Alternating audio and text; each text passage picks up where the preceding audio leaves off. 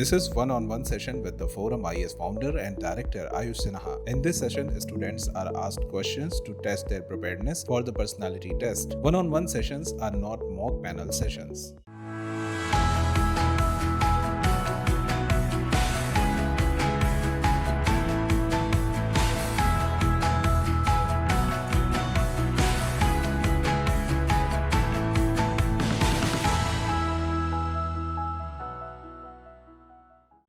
So Ayushi, you are from?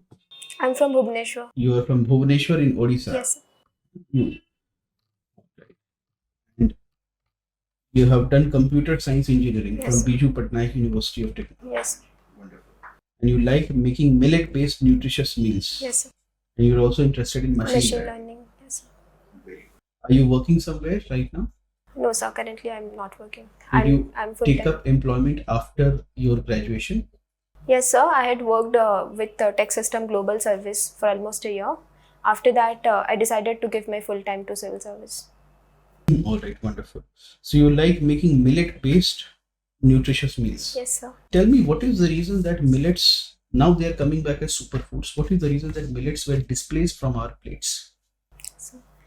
So one of the main reason is that millet was considered as an inferior food, and the government, they started promoting more towards wheat and rice, and also in our PDS system we were including wheat and rice, and there was Why lack did the of government promote rice and wheat?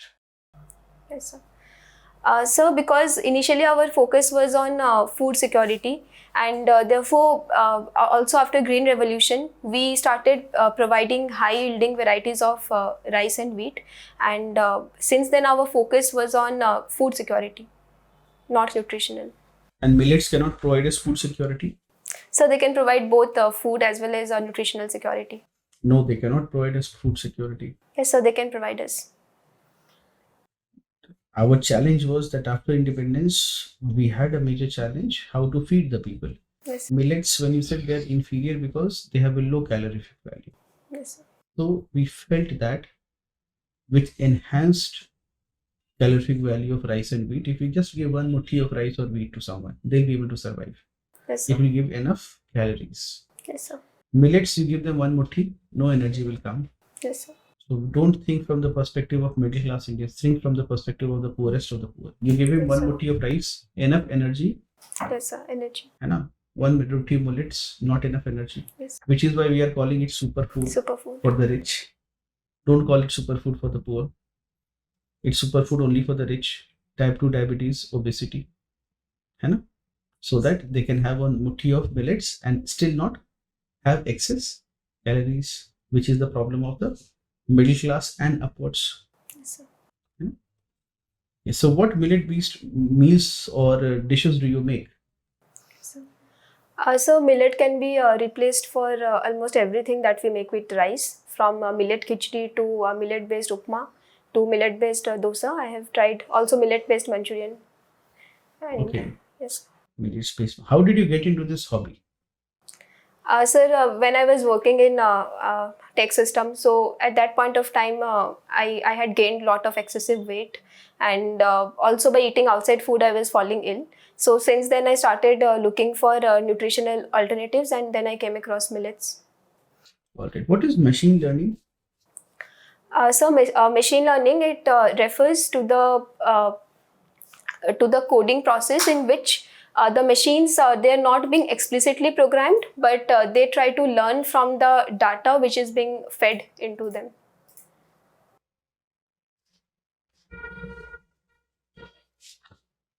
All right. Very good. And what is artificial intelligence? Artificial intelligence is a broader term in which the computers, they learn to reason and logic just like a human being. It's a broader term which includes machine learning. All right. Should we be afraid of artificial intelligence? No, sir, I don't think that we have to be afraid, but yes, there are some risks and some challenges, and for that we need proper regulations. What is the risk? Sir, the first risk is the accountability issue. If the machine fails or if the coding fails, then who is to be held accountable, the coder or the company? Second is the black box problem. That is the algorithms, we don't know the intricacies and the designing, the logic why a decision is being made. So that needs to be very much transparent. And the third issue is regarding the biases in the data. So, for example, the facial recognition technology has been said to be biased towards the dark skin. So, regarding all these things, we need proper regulations. All right. Can you tell me what are the 3 laws of robotics? Sorry, sir, I'm not aware. Have you come across the term? The 3 laws of robotics? No, sir, I'm not come across it. You've been a mentor at NGO Diya, Delhi, for economically weaker sections. Yes, sir. What is the difference between a mentor and a teacher? A teacher is generally a subject expertise who teaches the subject in an easier manner. But a mentor is not necessarily a subject expertise, but he or she guides regarding the entire exam process and also helps as a coach. Also, the personal problems can be shared with the mentor. He or she shows the path to achieve a goal. And how is it different from a coach? So I'm not exactly different. Can you think for a moment and try?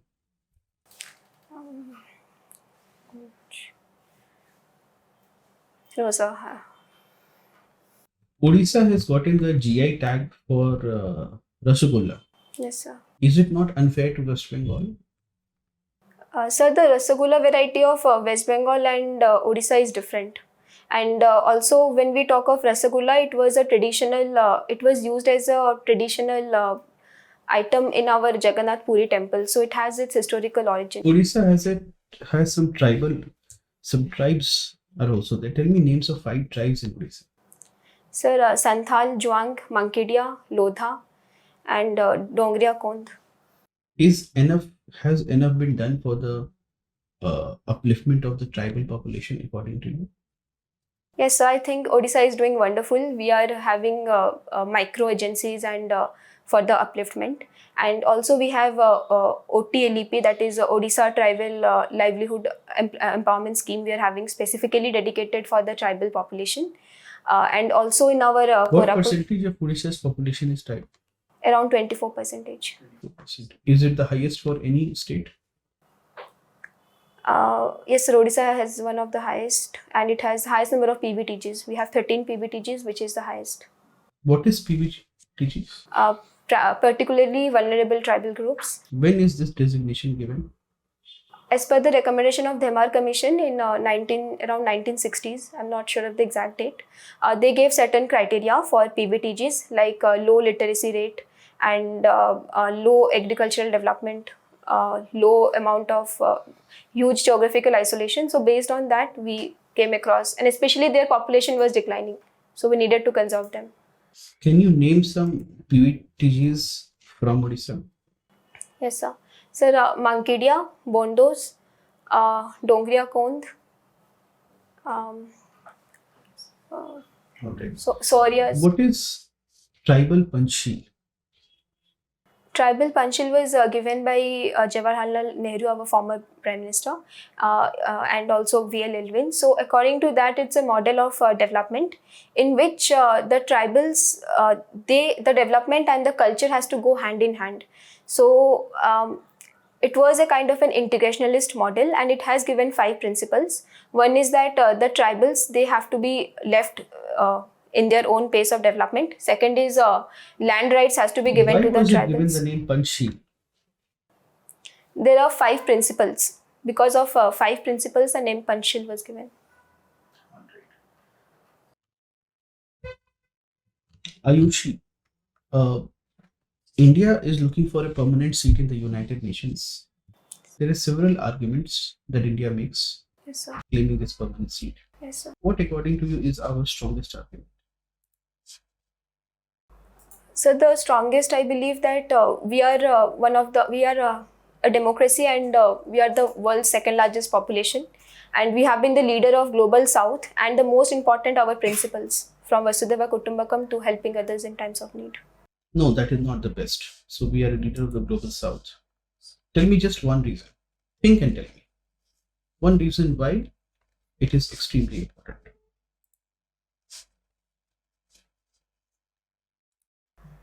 So our democratic principles, and we have always proved. It has been reported in the media that the rich HNIs are leaving the country. What could be the possible reason? So rich high net individual, they're living in our country. So one is income, the income gap that we have, and the taxation system in our India, where income tax, the range is very high, but if we look at other taxes like corporate tax, that's low. So many of the people, they knowingly they show corporate tax instead of showing the income tax. So That is one reason. I will tell you that few years back, a major event was also become a trigger point. Can you identify what major trigger am I talking about? no, sir, I'm not able to exactly identify. I'll give you a hint. COVID was one of the reasons. Yes, sir. Which became a trigger point for HNIs too. Yes, sir. Now, can you tell me why COVID became a trigger point? Yes. Sir, in COVID, especially the digital, we saw a huge investment there. So, a lot of investment happened in that field. And the vulnerable people, the middle class people, lot of the people, they lost the jobs. A lot of people lost their jobs. So, how would it lead to HNI migration? Migration out of... I know we have been discussing that high net worth individuals are leaving the nation. Yes, sir. I told you COVID became a trigger point. Yes, sir. I want you to relate to it. Yes. The HNI did not lose their jobs during COVID, and that's why now they are not moving. There are other reasons. So I'm not able to exactly identify. What is your motivation for joining the civil services? So because I believe it will provide me a wider platform. I can work in diverse portfolios, and the amount of satisfaction which we get in ground level implementation of a thing, I think that is the main motivation. All right, your interview is over.